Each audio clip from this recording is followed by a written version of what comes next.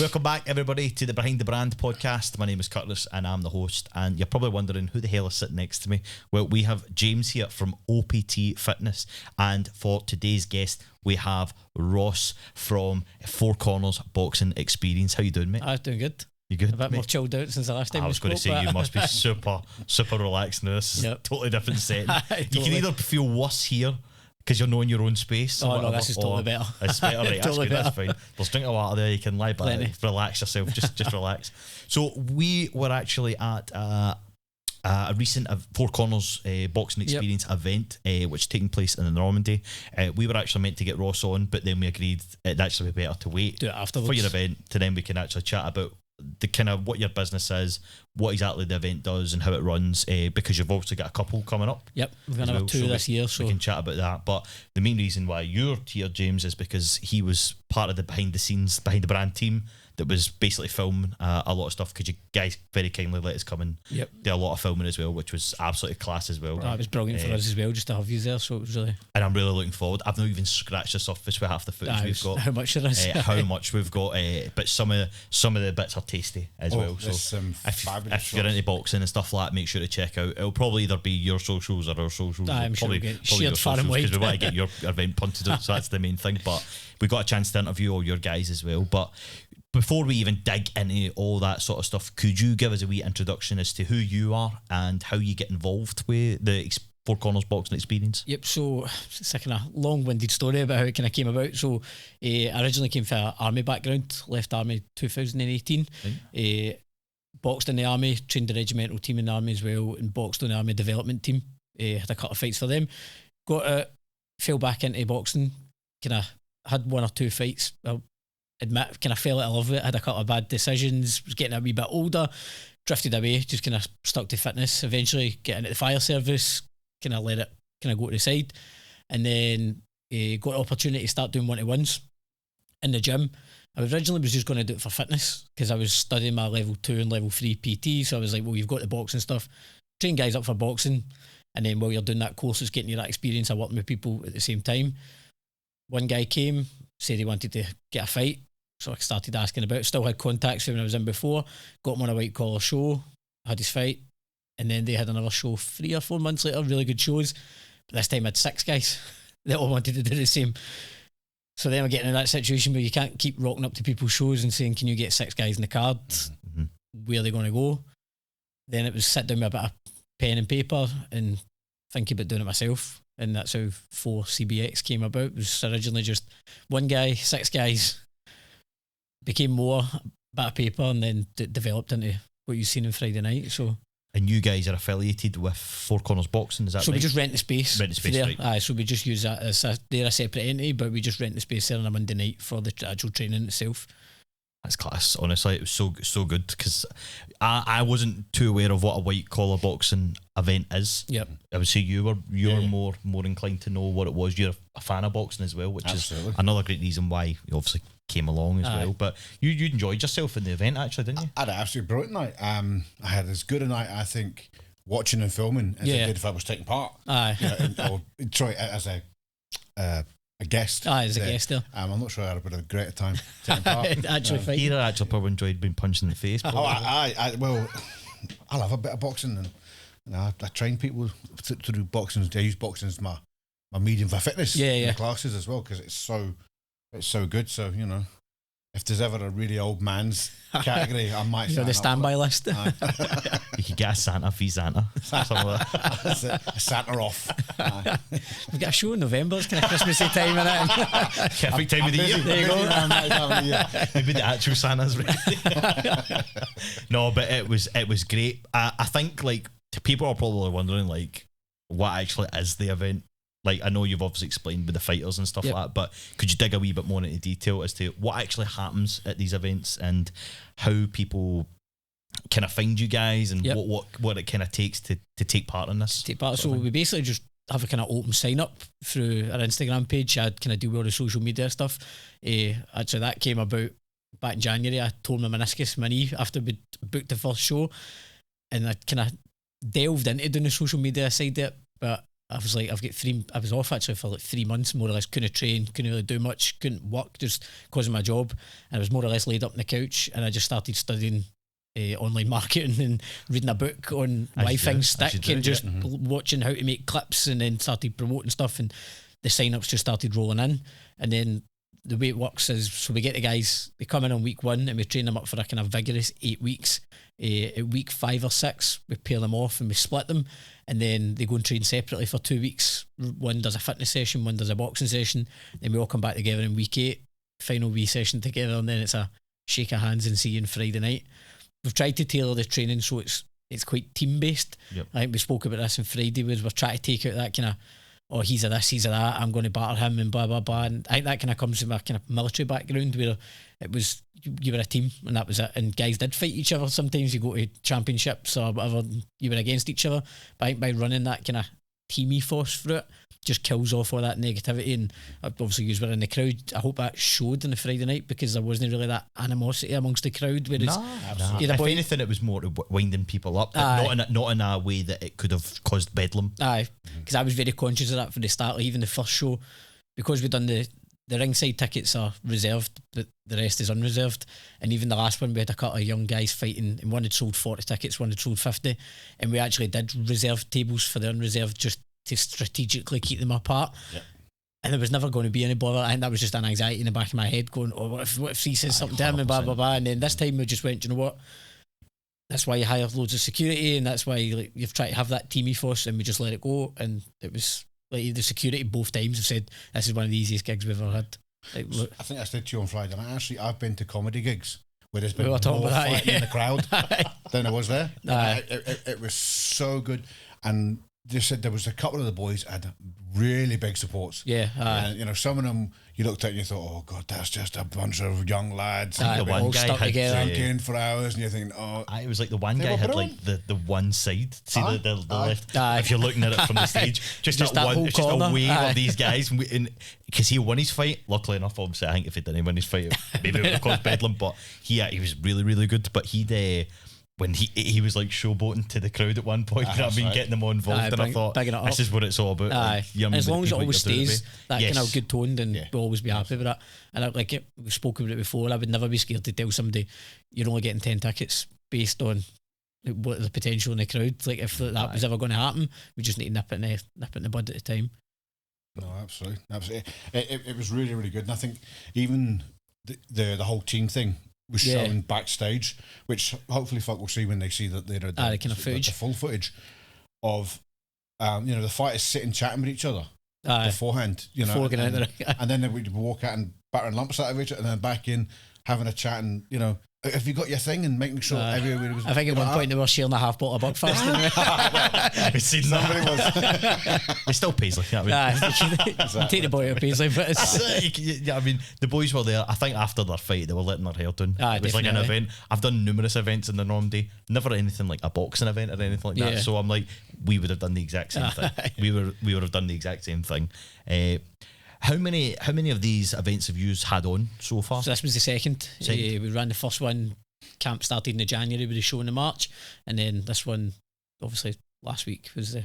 So this literally came to life this year, then? Yeah, pretty much. This was a bit of paper in November last year, which I've kept a bit of paper. Have you? I kept it. It's going to get framed. A couple of tickets in it as it develops. I thought it was brilliant, honestly, down to the organisational side of it as well. You guys were fantastic. The team that you had was fantastic. The staff at the Normandy Hotel were fantastic. Oh, they were brilliant. I emailed them first thing on Monday morning just to thank them for everything. And I've been to horror nights, like tribute nights there, like where I performed, and it's been like women scrapping on the dance floor and nobody's bothered to do it. Whereas even the simple thing like keeping the walkway clear for the fighters and stuff to come out, they were like so on it. It was just amazing to see and quite refreshing actually. Everything just kind of worked. Like even took an interest. The first show, me and my wife kind of had a discussion. I was like, what we'll do is in the drive home, we'll talk about what worked, what didn't work, what we need to change, and we just drove back in silence. No silence, but just chatting and talking about how good it was. And I was like, where's this conversation coming that what we need to change? And I think the kind of main thing was, don't change it, don't let it run away with itself, don't start trying to add things and make it this and make it that. It's working. And don't let it run away with itself and just 100%. enjoy it for what it is. We just had that conversation about this studio, didn't we? Yeah. You know, like, what's the point of changing things if it's working? If it's working. 100%. Change is good if it's required. Yeah. But, you know, don't change something for the sake of changing it. Yep. You know, people will tell, oh, you need to progress, you need to move on, you need to change. Change doesn't have to be, though, right, we're going to do something different. Oh, yeah. It could just be, instead of having one female fight, we have 3. You get 2. There's a change. Aye. You know, straight away. It doesn't have to be, you know, any big material thing. Aye. So you don't have fireworks and explosions and thingies. And I think if you ask the 500 people that were in your crowd, any one of them will say, it was brilliant, don't change anything. as long as they walk away and that's what they think at the end, and job's done, really. Absolutely. I was really impressed with the fact that there was like no bother there at all. We felt, I mean, I was actually, because the way I was filming around the ring and trying to capture like the audience sort of parts, a lot of them were like speaking to me while I was filming. Yep. And they're like, oh, big man, get me in, all that sort of stuff. I'm like, I think they think I'm the photographer, but I'm not really. But every single one of them, there wasn't like an animosity or anything like that. I think we try to kill that off in the camp, and it seems to be working by killing it off, because especially they don't know who they're fighting, so they build that bond. We spoke about this as well, but they build that bond in the first 5 weeks. Even the specific finishers that we do on the workout, so like the first week it's med ball sprints as a team, it's all randomly allocated. Right. Week 2 it's tug of war, then the next it's always finishing with something that you're against another. We'll split them down into groups of 2s or 3s, but not necessarily the person that they're fighting, so they're always building that beforehand, and that obviously then pushes on to their mates that are coming. It's not like they're going, this guy's that, I'm going to batter him, I'm going to this. They're already pals before they go in, so if there is any animosity, they'd be the first one to shut it down. Yeah, you could tell that though, because they were all quite thingy with each other and quite firm, even after, like, you know what I mean, they were dead friendly and dead supportive, but were quick to tell one another, like, no, you need to do that. Even interviews, I thought that was going to be a nightmare. So for those, again, you'll see this in the coming weeks, we did a lot of interviews with the fighters and things, and I thought, see, when you try to get people like that kind of, they're unused to the cameras, unused to that sort of stuff, it's a nightmare. An absolute nightmare trying to get people to just come and speak. Just speak freely. And be on the camera, you know what I mean? They really, really do not like it. Every single one of them took it in their stride. And were quick to say, Paul, you're next. Oh, I got somebody's name right now. Fitzy, one of the coaches did say he was queuing up down for his chance to speak. He was itching. I could see him at the back. He was just like, he came out and he went, I got an interview. And I was like, you weren't leaving there until you got an interview regardless. So got to give it to the coaches though. They were fantastic. Their team, absolutely fantastic, every one of them. And they support. They kind of supported everybody, didn't they? Like, so they were there in everybody's corner, which we noticed. So we were talking about change. The first time round, we told the coaches who they were cornering for the kind of week of the fight, and it never. I'm trying to word this the way it goes. So it's not like they kind of branched off, but I kind of got the feeling that they were starting to get that vibe of my guys or girls and your guys and girls, and it wasn't in a bad way. That they weren't trying to create teams or anything. It was just that as a kind of natural way. I'm in your corner, so I'll kind of look after you this week. And it was only the last week. So then decided what we'll do is nobody will find out who's cornering them, and it won't be allocated until the night, and it will be allocated completely randomly. That's and it's not negotiable, and it will no change. So there's no. Some people become a wee bit more pally with others, or they kind of do a wee bit extra training with somebody, or so it just kind of annihilated that. You could have been doing a wee bit more with somebody for 6 weeks, and then you're in the corner against them. On the night, it just completely mixes it up, and there's no favouritism, there's no sides. It's just everybody gets an equal roll of the dice. And are they a part of the whole training thing? Yeah, like so there's certain nights, obviously, people with families and things will drift in and out. There might be 2 days there, there could be 4 days, but we're all there for the whole 8 weeks. I think I'm intrigued to know what the sort of things you do during the training. Like, is it all so like with you and your classes, you'll kind of teach upon like technique, partner work sort of stuff, and then it'll come to a point where it'll be a lot of fitness required. So you're doing like, I mean, I've not been in his class in ages, to be fair, so I can't really. You probably best say what you do in your classes, and it'd been to see how much they kind of match up with what you do. I think the difference to ours is it is about fitness, so, but using boxing as the medium. So we do a lot of pad work. So, you know, expressing, you know, how important it is to get the pads right for both the pad user and the boxer. Because I think a lot of people don't realise how injured as a boxer you can be if somebody's pads are bad. Pads incorrectly. You know, it's quite bad. But then we also do a lot of fitness-based stuff. So there's running involved you know, it is 10 3-minute rounds we do. Yep. Which is something we touched on in the interview as well. But 10 3-minute rounds, and you do 5 rounds as a boxer, 5 rounds as a pad holder. Oh, right, yeah. You know, so it's really, really good. It's not box fit. It's not boxer size. Boxer size. Marky. Sorry. But you know, we teach them technique. You know. Yeah, I think that's massively important. Where do you box from? Where does a power come from? You know, if you're doing combination punches that are under 10, then I'm looking for power. Yep. Combination punches above 10, I'm looking for speed. You know, things like that, so they know. You know, I can't go in there and throw 22 punches and use every ounce of my body. Aye. You'll be drained. It's not going to happen. Aye. You know, so that's kind of what I do with mine. Yep. And then we incorporate. You know, you'll have a leg round, a core round, a cardio round, just a basic. A builder round as well, so we build combinations. Yeah. So I just adding bits on every time. Yeah, that's what I do. So that's what ours is, but that's just fitness based. Aye. So the way I always we've tried to kind of write it down to keep it the same, so it's consistent throughout. So the first session is just a fitness session, and it's kind of this is what this is what it's going to be like for the next 8 weeks. So if somebody came in the first week, had that absolute grilling of a fitness session, it's all pairs in the bag. So one guy's doing 10 punches, while one guy's doing 10 press-ups, and then swapping. But we also started bringing in, well, you got jump on that bag, you're introducing yourself every time you change bags. So they'll get to meet each other. There's no just punching with a stranger. So we get them, when you take that bag and you're holding it for that guy, tell him 2 facts about yourself while he's hitting the bag, or introduce different bits of your life to him so that you start to know each other straight away for the get-go. So the first week is just, it's grueling. They say it's fun to watch for the first. So it's easy when you're sitting at the side, isn't it? And then as long as they'll come back in week 2, then we break into kind of fundamentals, what I would call it. So it's just straight shots, and even guys that have done a couple before, we just strip it right back, because I'm very much with the guys that I want to win with. It's all straight shots, 1-2s, right hands, no throwing silly hooks. It's everything just keep nice and tidy. And then week 3, sparring, first time. So for a lot of people, first time being punched in the face. So we do that in week 3. And then 4 and 5, it's just all skill based. So partner drills, bag work, pad work, just building up those basics and making it a bit tidier and a bit crisper. And then you've got the split. And then we have one group, because everyone does a boot camp. So we actually done it. I don't know if you've seen the pictures. We've done it. You were saying this, but yeah, I've not seen it. In fact, it was Ross. No, Robert. Robert. So Robert's kind of building his boot camp just now, so he offered to take the team through it. And so we originally had done it up at the hub in Johnson, and it just happened to be, I think it was about an hour before the session, Glennie phoned me and went, we've got an issue. It's a bank holiday Monday. The hub's shut. Oh no. He's like, what do we do? And I'm like, these guys are turning up at the hub in an hour, blah, blah, blah. So spoke to Robert. I was like, well, why don't we just go to a park? I was like, get 2 big cars, we've got our stuff in, we'll go and take it outside. And then it was sun was splitting the sky for group 1.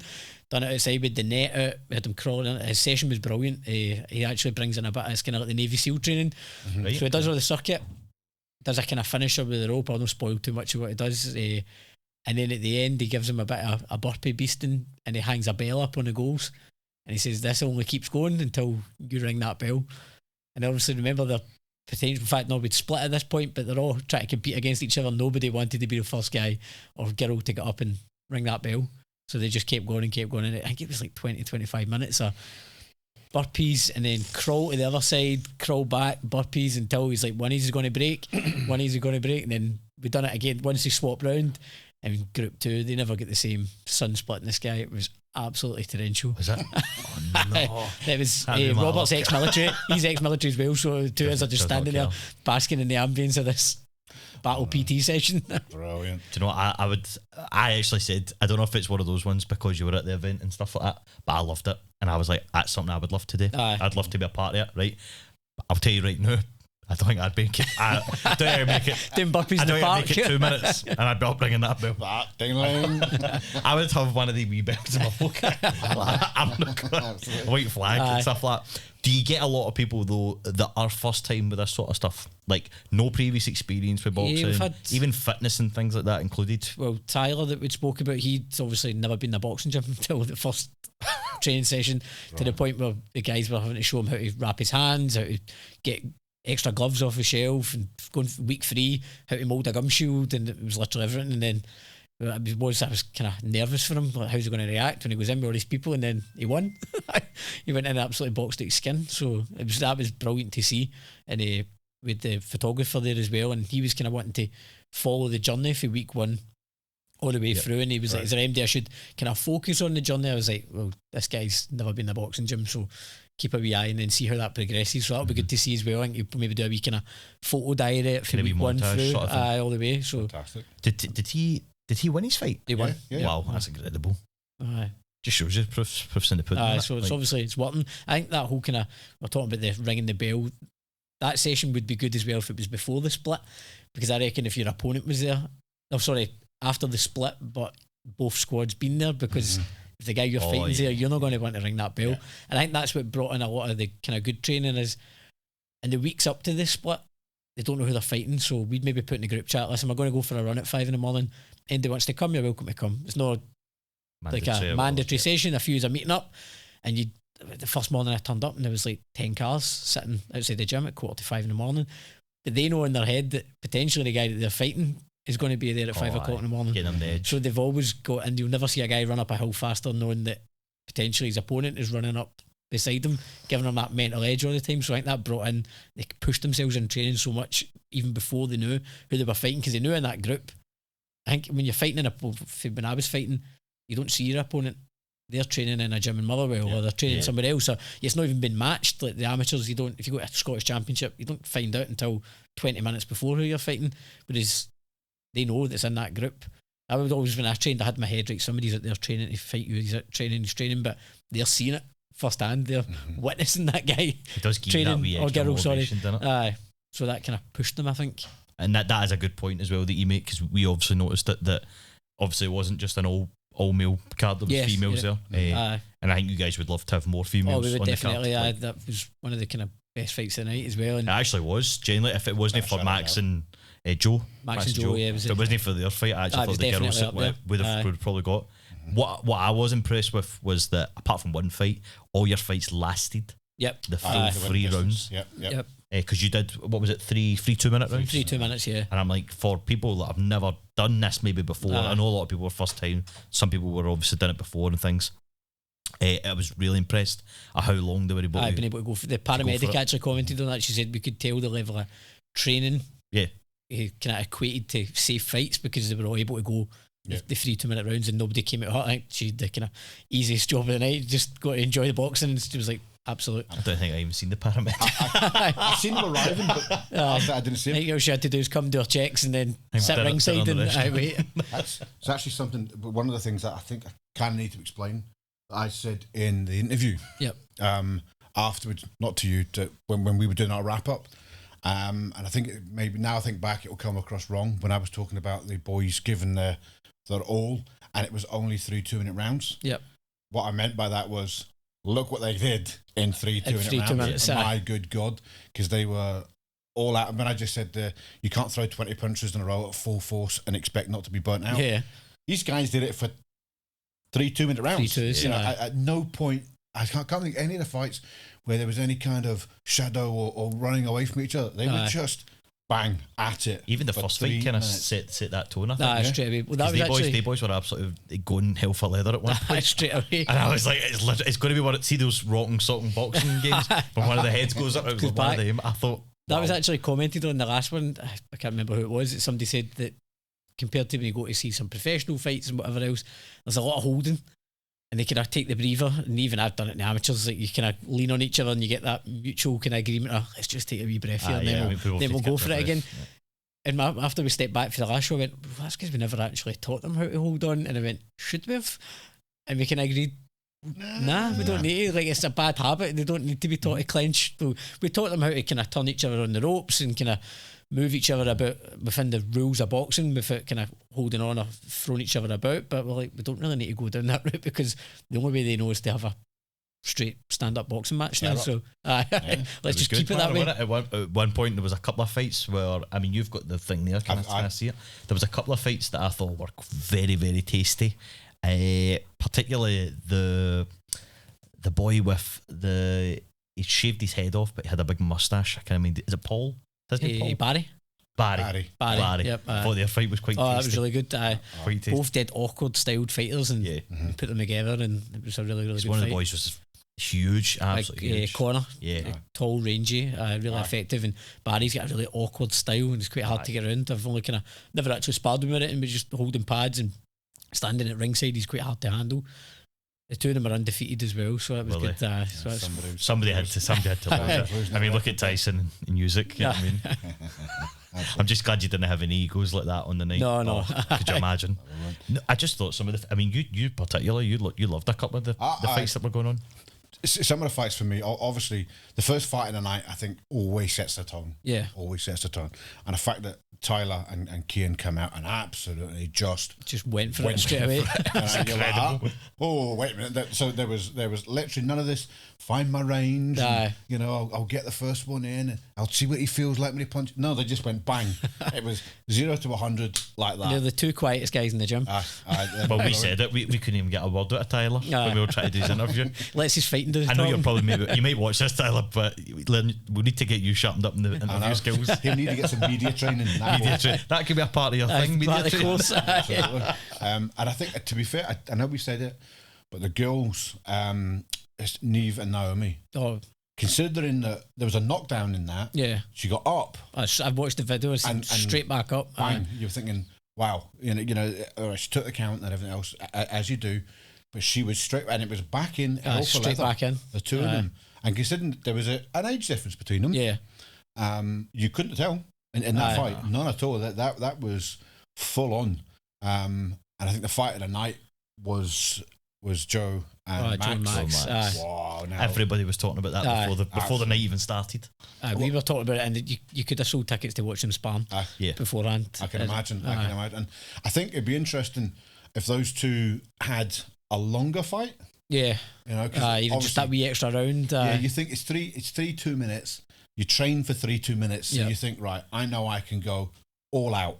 Just empty the tank. If that's now 5 2 minutes, where would that go? I've maybe got to pace myself a bit here. Yep. And I think those two had the ability to actually box. Yep. Yeah, I'm not saying they didn't box, but they've got the ability to go, right, I'm picking these bunches. I start trying to outthink each other when they've got more rounds to do it. Because they both seem very intelligent. Like, you get 8 weeks. I know it'll be a very intense 8 weeks. Yep. But could you imagine with them with an actual full-on more training and stuff like that? See, when they train fighters get months of preparation. Yeah. Like, you could just imagine, because they two were fantastic. The level was because I think I actually, not that I'm a boxing professional or anything, but I would have gave them both a round each in that fight. So it literally was down to that last round. Tied going into the third, which was incredible, honestly. And it brings so much enjoyment to that event. You know what I mean? Like, everybody gets a buzz from that. It was great. Would you consider doing that? Like, it was amazing. Would you consider doing that then for the next one? Maybe looking at fighters and going, they could probably last a 5-rounder.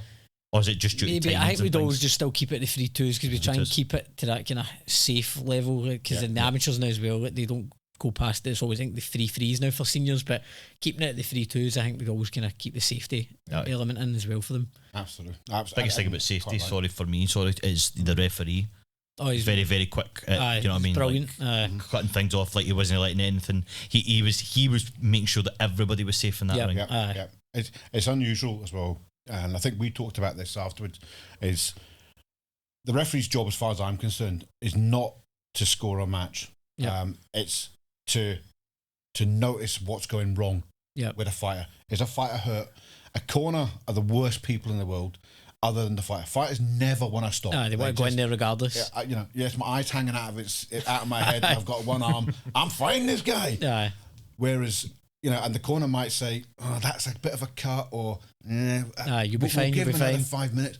The ref, on the other hand, should be saying, and I think he showed it in the last fight. Yeah, definitely. The minute he was clearly hurt, that was that. Stepped in. I'm not even counting this boy. He's clearly hurt. We're not putting him through anymore. And it takes a brave ref to do that. Because he's always there, the one that's on the opposite end of the fighter or the fighter's crowd, or making that decision to step in, because, like you said, they can not see it into the future, but they can see where it's going. And if that's happening in the first round, there's no point in just going and taking punches for another 2 for the same outcome to happen in 6 minutes' time, but with 2 broken ribs and a concussion. Stop it where it stopped. And I think he did really well. Could he have beat the count? Possibly. Yeah. Possibly he could. Because he does have a lot of heart in his game, yeah. But sometimes bravery can overtake common sense. Yeah, I was going to say. That's what the referee's job is. We'd rather you walk out the ring than get carried out the ring. You'll never see a fighter happy with a towel getting thrown in or getting stopped. I've been on the end of it, I've been stopped, had towels thrown in, but I was 2 rounds down. I've nearly gone 2 rounds down and was never going to win the fight. So corner stop it, referee stop it. Like, safety. That is the biggest thing taken from your event is that everybody left safe. And that's the main thing. They might have had a couple of wee bruises and stuff like that there, as you'd expect, but literally everybody walked out of that place with having a couple of beers or get up the road, having a takeaway and go to bed and wake up the next day happy, and that's so you can hope for when it's all finished. So it was so good, man. What was impressive actually as well is, and I don't think I caught it on camera, I might have caught it, is as he gets hit and he's down, the medic is almost at the ring by the time he's hit the floor, and the refs like that. So everything was in place to make sure the safety was there. It was there. Hopefully, it is on camera. You can see her flying towards that ring straight over. And you're thinking, that's great. We're not waiting for somebody to call somebody in. Come and have a look.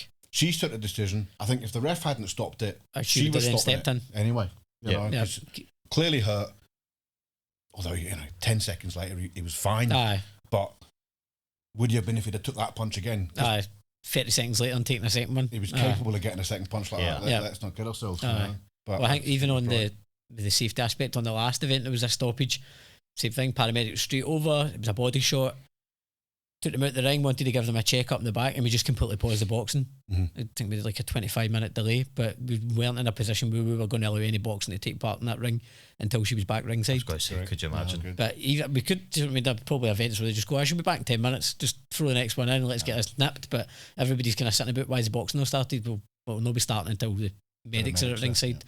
No, good. It's good. It's so good to see, because I think we've talked about this in the interview with yourself. We've talked about it in our interviews, that white collar boxing gets such a poor reputation, especially down south, because it is just about making money for some folks. I've seen some pretty bad promotions down south. Guys with no wraps on and trainers and absolutely, and like, what is going 10-ounce gloves. And I think your event was a million miles away from what most people think. White collar boxing's about, because it wasn't about. And I think I've said this a few times now. The image in your head is a fat guy that sits behind a desk all day who wants to slap his pal that's been, insulting him for a wee bit. Yours was so far away from that, it was unbelievable. And that's what we've always tried to achieve. I think for being around boxing for so long, I've boxed in white collar shows, amateur shows. You get to take wee bits of what you would improve and what you would change for all these different shows, and then combine it into one, and then just hope that it works. And obviously it does get a bad rep, and hopefully try to push that reputation away and trying to show what can be done if you do it right, and you keep the fighters in mind, and you're not just trying to turn a massive profit on everyone and just fire through fights. Like there's some shows, I've seen shows with 36 fights on the card, but they're just like starting at 12 in the afternoon. It's just about money though, isn't it? That's all that is. I think 10 fights was good with the break in between. That was really, really good, because it made it an actual event. Rather than structure to it. That was, it's like going to a concert or to a comedy show. There's a break in the middle, and there's always this, that pause where everybody gets to calm down. And kind as of well. So reset, get a drink, get back, and brought the crowd down, because I think some of the crowd there were supporting 2 or 3 fighters. So which was good, because that shows that whole team thing was clearly driven home properly, and it keeps that atmosphere as well, because people don't just watch the fighter and then leave, because they'll stay for the full event. I noticed that a lot with filming the crowd and things like that, because at one point we were like, somebody's cheering down there, but then somebody else is cheering out there. But like they were just cheering for that guy. I was like, that's like the guy Robert. They try and run back. He actually was a kind of later stand-in. He stepped in to box the boy Feast Bride. He fought, and he was like, do you know what, I'm stepping in last minute, I'm not actually going to say to many people in it and come in, I'll just get in, get a bit of experience. He's had one fight before, so he was happy to step in, and he turned out he knew like 15, 20 people that were there already, so he says, I never actually sold any tickets, but I turned up and there was 20 odd people there cheering for me, and I'd never actually expected it. Well, it was Max's mum, she actually spotted me, because I worked with Max's mum, so I didn't realise. And she spotted me a mile away for walking in the front. I was like, all right, what's happening? I was like, good luck to your boy. They were fantastic though, them two. Really Max, really both of them. Anybody could have won that fight. Anybody could have won the fight. Did you have a favourite fight from for this event.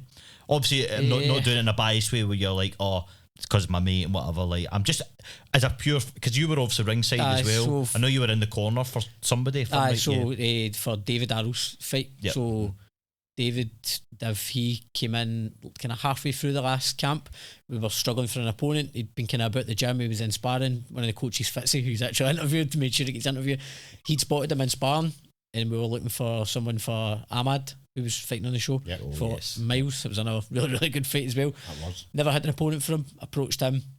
He came on board kind of halfway through.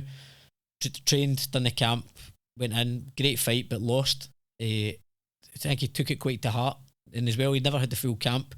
So I said to him, listen, you came in late, but you still, went 3 rounds. It went a decision. It was not a walkover by any means. And I think it was literally like the next week he was in the gym, and he was going to like the fitness classes. He was coming, the class that I run on a Wednesday, it's just a conditioning class. He was coming in doing a conditioning class, started taking 1-to-1s with me every Saturday morning. He was running 5-10Ks, never missed a single 5 o'clock in the morning run. He was there all the time. So to see him getting that win was quite big. Good. Because I knew how badly he took it for losing his last fight, but then he took it as a positive and he just threw everything else in it for the rest of the camp. A lot of the guys backstage were like, don't use this as a negative, that you've got to like use that as motivation to come back next time or the time after, improve your camp, improve what you know that you need to improve. Learn and take it as a learning curve. So that was definitely one of the kind of top ones. Barry's fight as well. That was good, man. Actually, for the fighter of the night. The fighter of the night was decided by the timekeeper. So we took it out of our hands. We're like, for fairness, we'll just take timekeepers in the prime position to watch it. And it was between Div and Barry. And Div won, didn't it? Div had just. It was so good though. It was like. You knew that coming into it wasn't professional boxers. And we try not to pretend. Trying to have that. But you could have watched that, and we were like, some of them are actually better than professional boxers. I felt like with a lot of more training behind some of them, I'm like, they boys could be boxers. 100%. Like if they wanted to. And I think that's where we speak about the kind of bad reputation that white collar gets. Is a lot of people go, it's taking people away from amateurs' background or doing different things, and I don't think they realise that we're not targeting kids at 15, 16 that are going to go down an amateur route and maybe go into Scotland development or whatever. You're talking guys in their mid-20s, early 30s, sometimes older.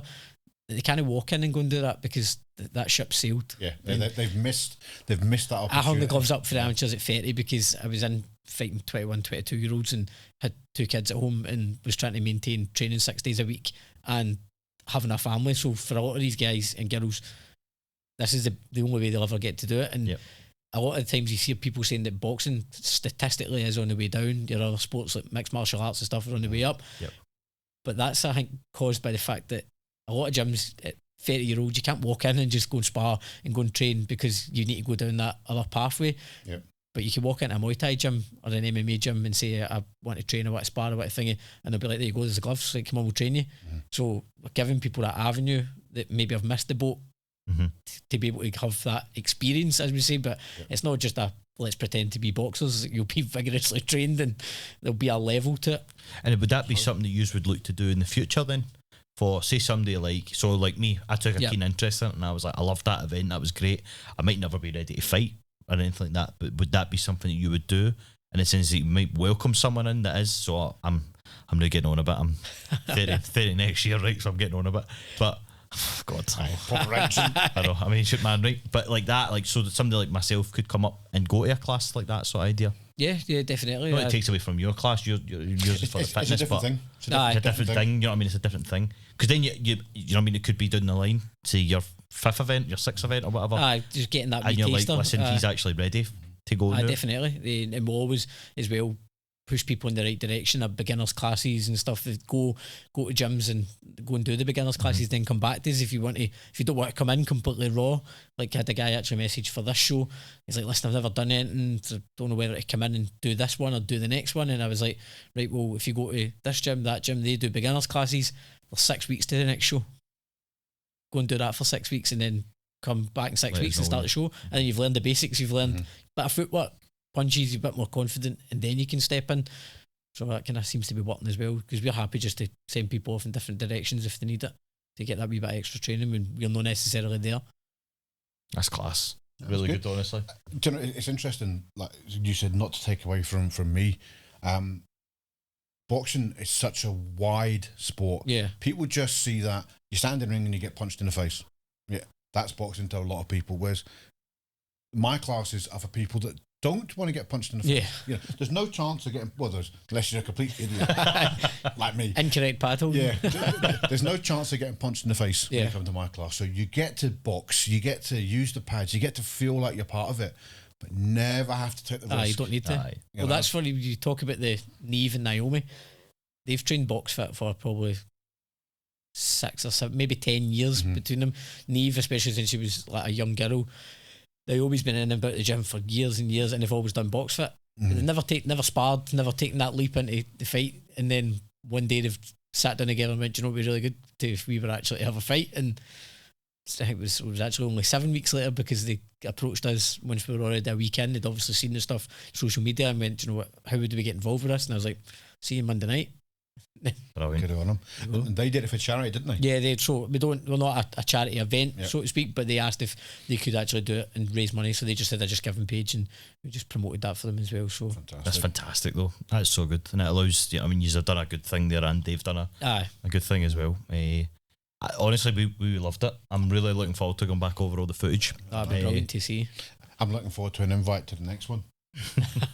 You'll be there. Well, we'll be there if you have us, definitely. That's the subtlest hint. Depends if you want to work. If you want to work though, or if you want to have your dinner and relax, see the it's up to footage. you. That's what it is. You can have the best seat in the whole place. I had a great seat. We loved it. We loved being able to go around. Just freely move around and see what was going on. And as I say, like, I was trying to be mindful of the crowd and things like that, because you don't want to take it away from them being in their way. But every one of them couldn't have been any nicer. And if I needed to get in their shot, they were moving it the way or whatever, because they really cared about the event as well, much as what you do and what we did. Like they cared about it as well, which was nice. Is the next one in the Normandy Hotel as well? Yes, the Normandy again, 30th August. So the training camp starts on the 8th of July. There you go. So we've got a nice wee 4 or 5 weeks to relax, but it's already the phone's pinging and just starting to kind of compile this who's wanting on this one for the last one. Do you feel like maybe a stretched card, or are you going to keep it the same? I think we'll always try and keep it around 10, but the situation will always dictate, because you don't know the variety of guys and girls that are going to sign up. Yep. So if it's 8 different people that are all different weights and sizes, and you realistically can't be matching any of them together, then you're going to need to have more on the card. I'd like to always keep it to a solid 10. Yep. I think if you try and push it, you're maybe just getting a bit greedy with it, and then people might get a bit bored. Yeah. But the situation will always dictate. If we need to, I'm not going to turn around to someone and say, I stick it at 10. Putting you on means I'm going to be 11, so I'm just going to cut you off it. Yeah. So if it needs to be, we would push to 11 or 12 at a very max. I think it would be.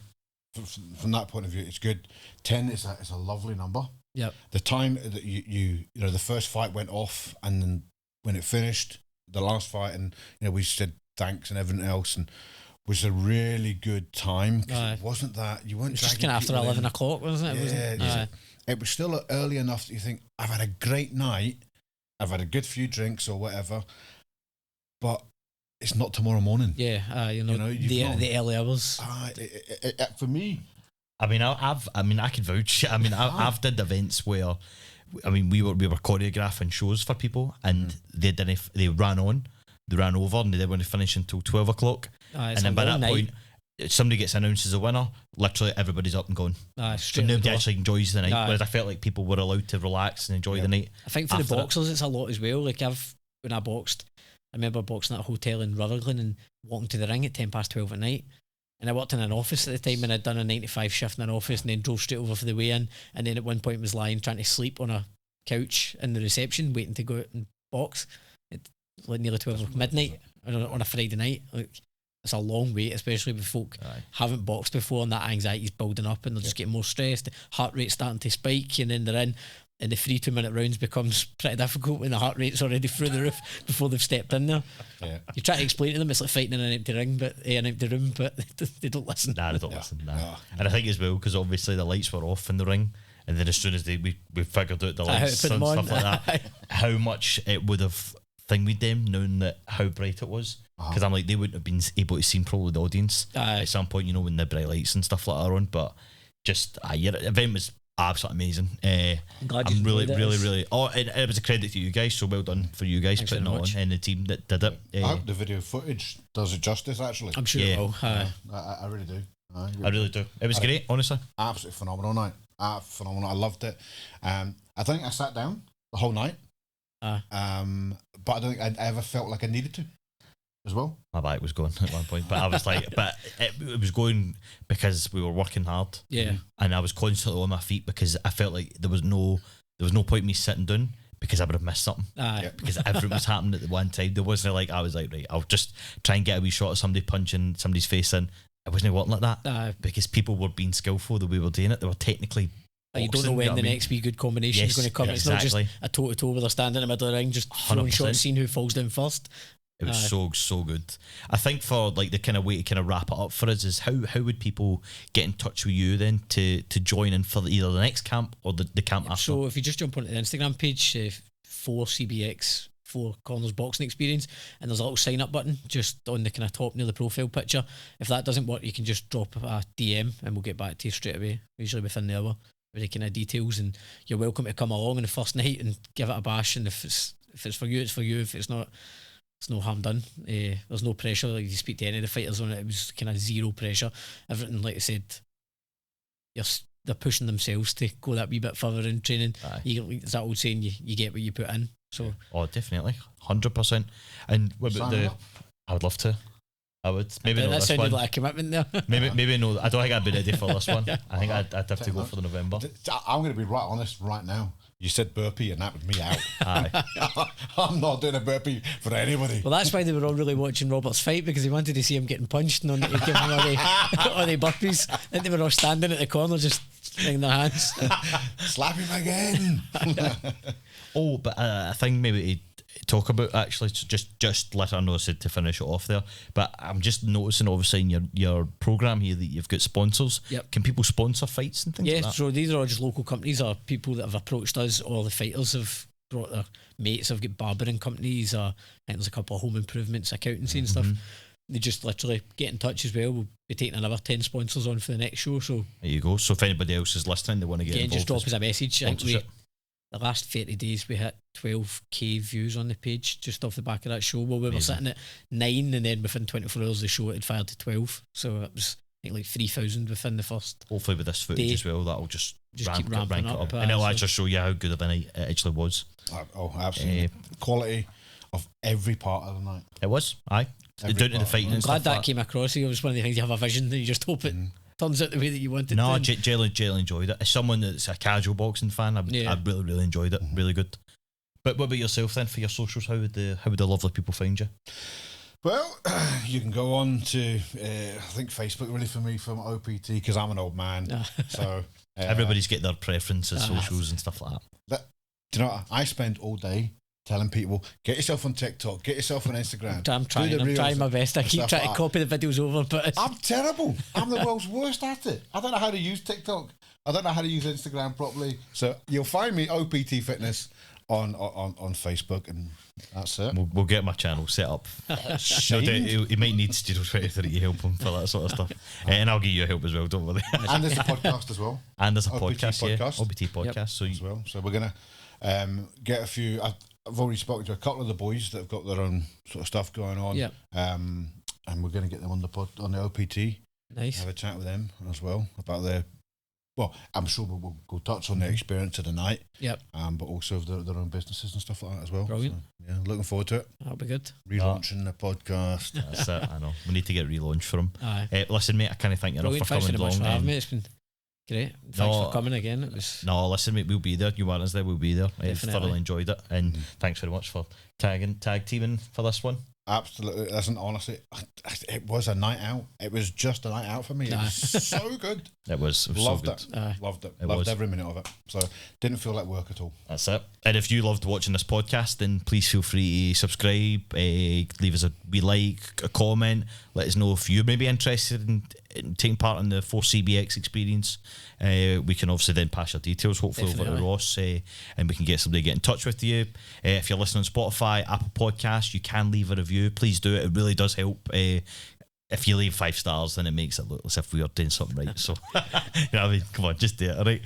But listen, thank you so much for watching, folks, and we'll see you in the next one.